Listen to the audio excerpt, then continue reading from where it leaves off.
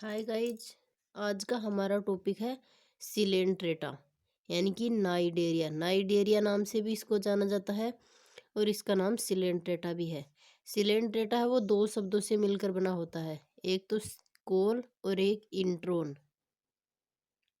कोल का मतलब होता है होलो यानी कि जिसमें छेद हो, नली नुमा हो। इंट्रोन का मतलब होता है इंटेस्टाइन यानी कि नाल। होलो यानी होता है खोखला यानी कि अंदर स्पेस हो।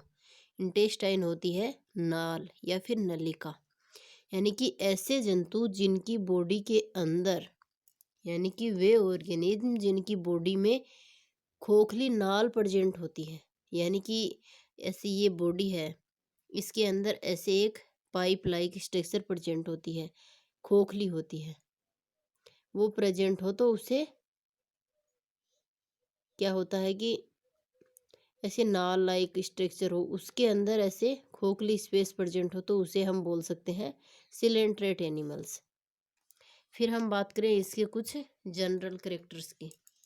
जो सिलेंट्रेटा फाइलम है उसकी 9,000 से 10,000 स्पीसीज जो है वो प्रेजेंट है या फिर ज्ञात है।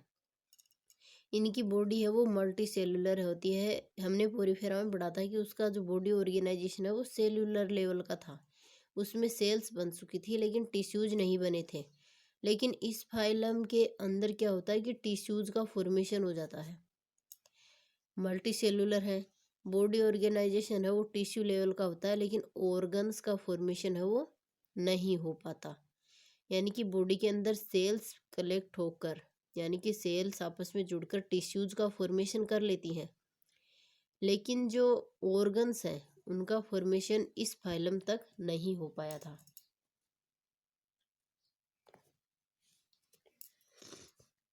फिर हम बात करें नीडोब्लास्ट सेल होती हैं। इनके अंदर जो सिलेंट्रेट एनिमल्स हैं उनके अंदर नीडोब्लास्ट सेल्स प्रेजेंट होती हैं, इसीलिए इनको नाइडेरिया बोला जाता है। यानी कि इसका हिंदी में मतलब होता है दंश कोशिका। जो सिलेंट्रेटा फाइलम है उसके अंदर दंश कोशिकाओं की प्रेजेंस के कारण ही इसको नीडोब्लास्ट सेल बोल सकते हैं। जो अब ये सिलेंट्रेट है वो क्या होते हैं कि डिप्लोब्लास्टिक एनिमल होते हैं, यानी कि द्विस्तरीय होते हैं। इसमें एक एक्टोडर्म होती है, एक गेस्ट्रोडर्म होती है। तो क्या होता है कि इनकी जो बॉडी है उसके अंदर एक सिलेंट्रोन नामक, यानी कि सिलेंट्रोन नामक केविटी प्रेजेंट होती है। यानी कि ऐसी बॉडी है उसके अंदर एक केविटी प्रेजेंट है जिसे सिलेंट्रोन केविटी कहते हैं। तो इस केविटी के अंदर क्या होता है कि जैसे इस एनिमल ने फूड लिया, उस फूड का या फिर इस फूड का डाइजेशन हो गया या फिर जो फूड बच गया, या इनके डाइजेस्ट फूड जो बच गया है, जो डाइजेस्ट फूड है उसके जो मटेरियल्स हैं उनको डिस्ट्रीब्यूट करता है बॉडी के अंदर। इसीलिए ये जो सिलेंट्रोन केविटी है इसे बाइल केविटी यानी कि जठर गुहा भी बोलते हैं। इसके साथ हम बात करें कि जो इसकी डिस्कवरी थी या फिर ये जो नाम्स दिए गए वो कौन कौन साइंटिस्ट आए थे। तो पहले सिलेंट्रेटा नाम दिया था, ये दिया था पहले नहीं, ये बाद में दिया गया था ल्यूकर्ट के द्वारा, जो आज तक हम सिलेंट्रेटा ही पढ़ते हैं। 1987 के अंदर दिया था ल्यूकर्ट ने सिलेंट्रेटा नाम। इससे पहले यानी कि 1987 से पहले हम इसे नाइडेरिया नाम से जानते थे, जो नाम हेड्सचेक ने दिया था। हेड्सचेक नामक साइंटिस्ट आए थे 1878 में, यानी कि ल्यूकर्ट के आने से पहले ही आ गए थे। और इन्होंने इन एनिमल्स को यानी कि इस फाइलम को नाइडेरिया नाम दिया था क्योंकि इसके अंदर नीडोब्लास्ट यानी कि दंश कोशिकाएं प्रेजेंट थी, इसलिए हेडचेक ने नाइडेरिया नाम दिया था। और इसके बाद ल्यूकर्ट नामक साइंटिस्ट आए, उन्होंने बताया कि इनकी बॉडी जो है उसके अंदर, इनकी बॉडी के अंदर जो होल प्रेजेंट है या फिर केविटी प्रेजेंट है, वो केविटी के बेस पर हम इसे सिलेंट्रेटा नाम भी दे सकते हैं। फिर हम बात करते हैं कि इसकी जो मोस्ट इम्पोर्टेंट फीचर है, यानी कि ये पोरीफेरा से, प्रोटोजोआ से कैसे अलग है। तो इसकी हम अगर बात करें तो सबसे पहले हम बता दें कि इसके अंदर सबसे पहले न्यूरॉन सेल अगर किसी के अंदर देखी गई थी तो वो सिलेंट्रेट्स के अंदर ही देखी गई थी।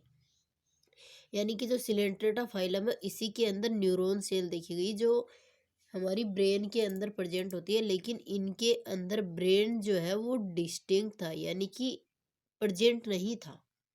ब्रेन का विकास नहीं हो पाता है, लेकिन इनके अंदर न्यूरॉन सेल प्रेजेंट थी, यानी कि जो नर्वस सिस्टम होता है वो प्रेजेंट था, लेकिन ब्रेन नहीं था इनके अंदर। फिर हम बात करें सिलेंट्रॉन केविटी, यानी कि जो गुहा होती है वो इसके अंदर प्रेजेंट होती है। सिलेंट्रॉन केविटी है वो प्रेजेंट होती है। इसके अंदर ये जो एनिमल है इनके अंदर माउथ प्रेजेंट होता है, जो एनस और माउथ दोनों का फंक्शन करता है। यानी कि उसे एक्सक्रीटरी प्रोडक्ट बाहर निकालना हो या फिर भोजन अंदर लेना हो, वो दोनों कार्य ये माउथ से ही करता है। फिर हम बात करें डाइजेशन की, तो डाइजेशन है वो अंदर भी होता है और बाहर भी होता है, यानी कि इंटर और इंट्रा दोनों प्रकार का डाइजेशन जो है वो इस फाइलम के अंदर प्रेजेंट होता है। फिर हम बात करें कि इसकी एक और मेन करेक्टर है कि पोलीपोर मेडुसा, यानी कि जो ये सिलेंट्रेट फाइलम है इसके जो एनिमल्स हैं वो बाई फॉर्म्ड होते हैं, यानी कि जोइड्स होते हैं।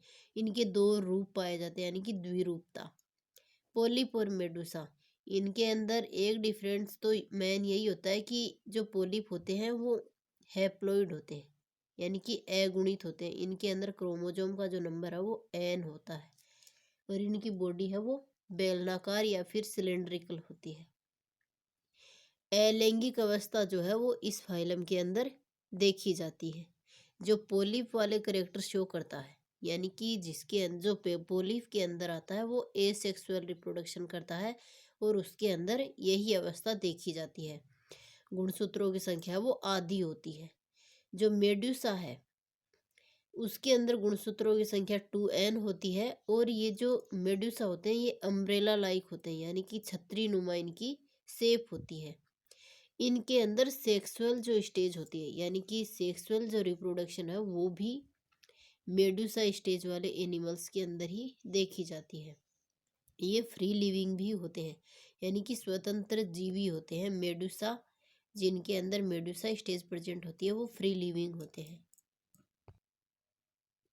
फिर हम बात करें इनके अंदर जो होता है मेटाजेनेसिस की, जो मेटाजेनेसिस की प्रोसेस है, यानी कि जो पोलिप और मेडुसा प्रेजेंट होते हैं वो एक अल्टरनेट सीक्वेंस में होते हैं, यानी कि पोलिप है तो मेडुसा नहीं है, मेडुसा है तो पोलिप नहीं है। इस जो अल्टरनेशन की हम बात करें उस टाइप का इसके अंदर मेटाजेनेसिस होता है, यानी कि पोलिप और मेडुसा जो है उनका एकांतरण पाया जाता है। फिर हम बात करें जो इसकी लार्वल स्टेज होती है उसे क्या बोलते हैं। एग्जाम में कई बार नेट वगैरह की इनके एग्जाम के अंदर क्वेश्चन एग्जामिनर ये दे देता है कि जो लार्वा है पोरीफेरा को जो लार्वल स्टेज है उसे क्या बोलते हैं, तो उसे हम प्लेन्युला बोलते हैं। इनके अंदर अंदर जो है वो रीजनरेशन की जो कैपेसिटी होती है वो भी प्रेजेंट होती है और वो भी हाईली होती है। यानी कि इनकी बॉडी का कोई पार्ट अगर टूटकर अलग हो जाता है, जैसे ये बॉडी है इसका ये पार्ट टूटकर अलग हो गया तो ये नई बॉडी फॉर्म हो जाती है। ये जो है वो एक टुकड़े में अगर टूट गई तो वो नई बॉडी का फॉर्मेशन कर। फिर हम बात करें इसके क्लासिफिकेशन की, तो इसका जो क्लासिफिकेशन है वो सीधी सी बात है, कोई बेस होना चाहिए कि किसके बेस के ऊपर, यानी कि किस बेस पर हमने सिलेंट्रेटा फाइलम का क्लासिफिकेशन किया। तो इसके अंदर वही है कि इनके अंदर जो बाईफॉर्म प्रेजेंट है, यानी कि जोइड्स प्रेजेंट है, और द्विरूपता जो है उसी के बेस पर, यानी कि कौन सी स्टेज प्रेजेंट है कौन सी नहीं प्रेजेंट है उसके बेस पर इसको 3 ऑर्डर में डिवाइड कर दिया, 3 क्लासेज में डिवाइड कर दिया। फिर इन्होंने क्या किया कि जो ये क्लासिफिकेशन किया उसमें सबसे पहले हाइड्रोजोआ को रखा, स्काइफोजोआ को रखा, फिर एंथोजोआ को रखा। तो जो हाइड्रोजोआ एनिमल्स हैं, हाइड्रोजोआ से नाम से स्पष्ट हो रहा है कि इसके अंदर हाइड्रा आएगा।